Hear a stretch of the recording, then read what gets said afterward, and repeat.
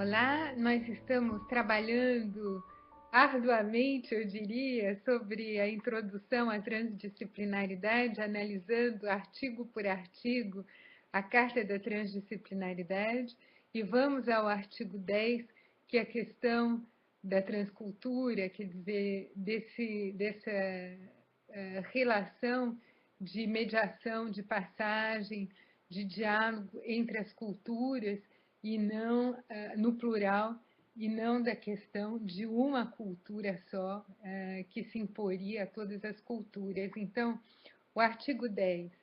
Não existe um lugar cultural privilegiado de onde se possa julgar as outras culturas. A abordagem transdisciplinar é ela própria transcultural.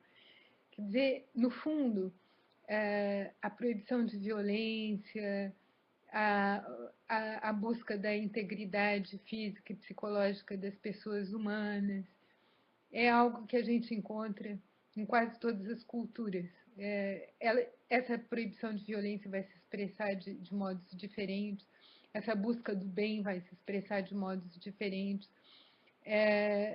As morais são várias e existe, claro, uma ambição de bem comum, uma ambição de dignidade, uma ambição de respeito, uma ambição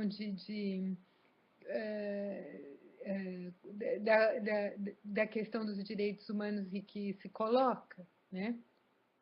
Mas eu diria que essa questão ela precisa ser reinterrogada, visitada, discutida, debatida localmente.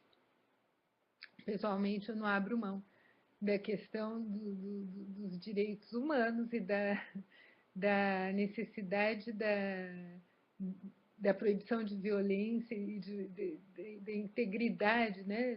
do respeito da integridade, da dignidade humana.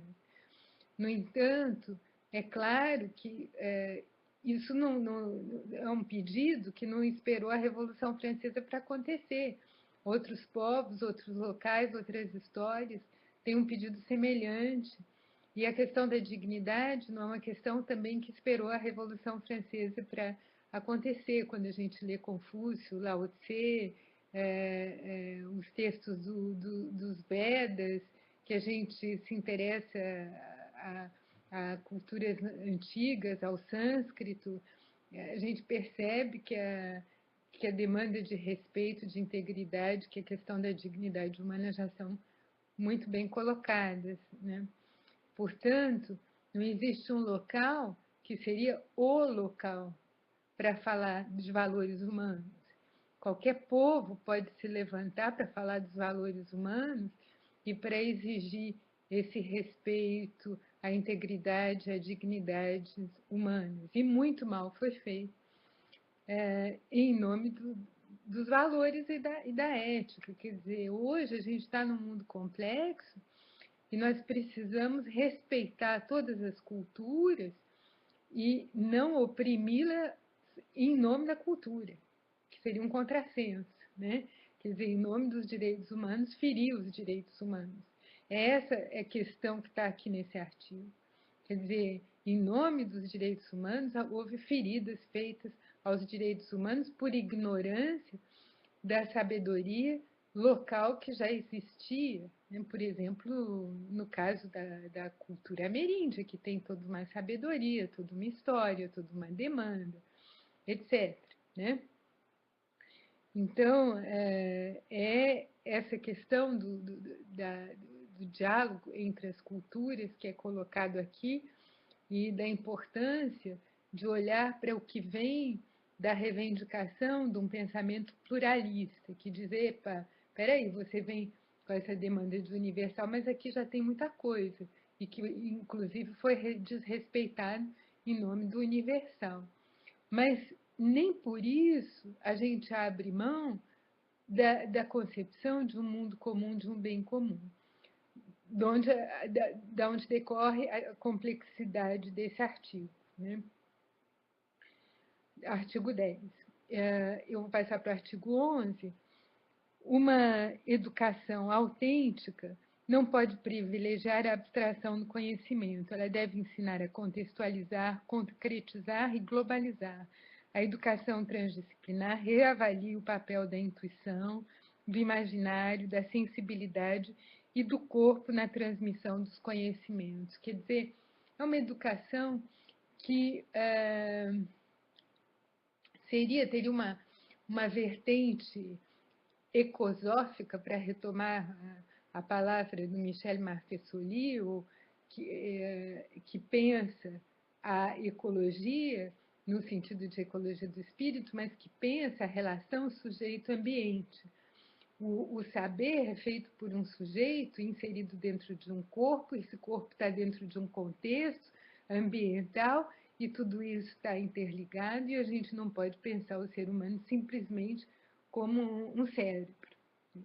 É toda essa parte da articulação da racionalidade com a intuição, com a sensibilidade, com o corpo, com o meio ambiente, e a articulação de tudo isso numa formação humana.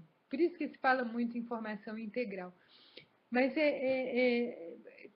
o termo integral tem um aspecto meio totalizador, né? Como se a gente tivesse conseguido abarcar todas as dimensões humanas e dito, então vamos para uma...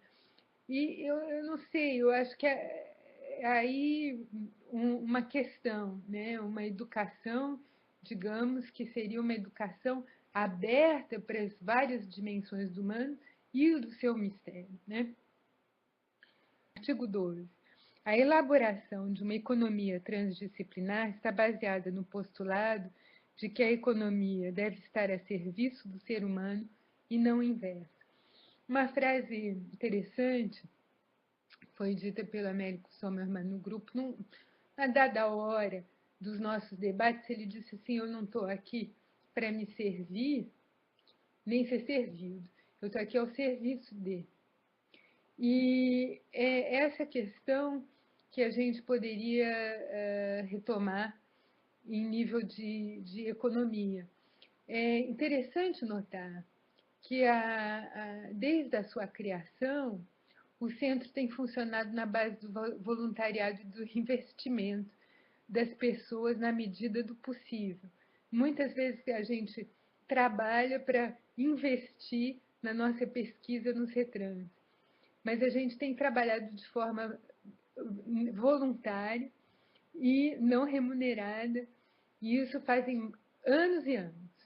E a cada vez que alguém coordena e que um grupo toma uma coordenação, que seja um grupo de 3, um grupo de 5, um grupo de 8, todo esse trabalho de coordenação do grupo, que é um trabalho imenso, é feito sem remuneração. Eu não sei, eu penso que talvez no futuro a gente precise inventar formas de sair do benevolado para poder ter mais suporte, porque a gente não pode pensar também no 8, nem 8 nem 80 em termos econômicos, né? E, de fato, se ninguém quer tirar proveito da pesquisa, é importante também poder se sustentar quando a gente pesquisa no Brasil. E quando a gente pesquisa áreas tão complicadas, né, como as áreas das ciências humanas, como a psicologia, a sociologia ou a filosofia, que são consideradas áreas bastante marginais, pelo menos pela minha experiência de pesquisadora em filosofia da educação. Então, num próximo vídeo, eu vou falar da questão da sustentabilidade. E esse artigo 12 fala de economia sustentável, no fundo, e de sustentabilidade da pesquisa, né? E não uma pesquisa que esteja ao serviço de um poder econômico e que esteja pronta a exercer qualquer tipo de investimento para explorar uma dada região com benefícios econômicos e sem preocupação ambiental, sem preocupação ética, sem visão do futuro. O artigo 13. A ética transdisciplinar recusa toda atitude que se negue ao diálogo, à discussão, qualquer que seja sua origem, de ordem ideológica, cientificista, religiosa, econômica, política, filosófica. O saber compartilhado deveria levar a uma compreensão compartilhada, baseada no respeito absoluto das alteridades, unidas pela vida comum numa única e mesma terra. Esse artigo é muito importante, ele fala das condições de possibilidade da pesquisa científica. E uma das condições de possibilidade é um espaço neutro, é um espaço, e eu retomo aqui as pesquisas do Roland Barthes sobre o neutro, nas suas aulas do Collège de France, em que ele diz: eu sou apaixonadamente neutro. Quer dizer, falar que a gente é neutro não quer dizer que a gente não toma posição, mas quer dizer que a gente coloca as condições pela neutralidade do diálogo científico para que o diálogo possa ocorrer. Existe uma necessidade de proibição de violência, de retenção dos instintos, de repressão mesmo dos instintos violentos, para que a gente possa ouvir o outro, ouvir o que ele tem a dizer, mesmo se a gente discorda, e poder argumentar, e poder, sem entrar em guerra, e trocar e evoluir entre o que o A pensa e o que o B pensa, como é que a gente pode pensar C, e não dizer A, todo mundo tem que pensar A, ou B, todo mundo tem que pensar B, mas realmente trocar e encontrar essa terceira posição. E para isso existe uma contenção da violência e a necessidade de um espaço neutro, de um espaço sereno, de um espaço tranquilo, para que a gente possa compartilhar os nossos conhecimentos. Artigo 14. Rigor, abertura e tolerância são as características fundamentais da atitude e da visão transdisciplinares. É muito interessante aqui a questão dessas três direções. A questão do rigor abre a questão da disciplina do pesquisador, porque existe uma disciplina. E quando a gente é transdisciplinar, não quer dizer que a gente seja indisciplinado, mesmo se às vezes existe uma insubmissão na transdisciplinaridade a uma certa ordem redutora dos humanos a objetos, a máquinas inabitadas. E a disciplina está aí, né? A questão da abertura nos remete à importância do diálogo e à importância, então, do legado filosófico à humanidade, para as ciências. E a questão da tolerância remete à questão da afetividade, quando a gente constrói conhecimento. E é importante a afetividade. Muitas vezes experimentei que quando a gente constrói conhecimento com afetividade, a gente tem mais confiança, a gente tem mais entusiasmo, a gente tem mais alegria em produzir esse conhecimento, de que quando a gente constrói na desconfiança. E eu me lembro uma das perguntas da minha orientadora de doutorado, Elisa Angotti Kosovic, que me disse: Mariana, como seria o mundo sem desconfiança? E eu vou terminar essa fala com essa pergunta da doutora Elisa Angotti Kosovic, desejando a vocês um bom debate e até a próxima vez.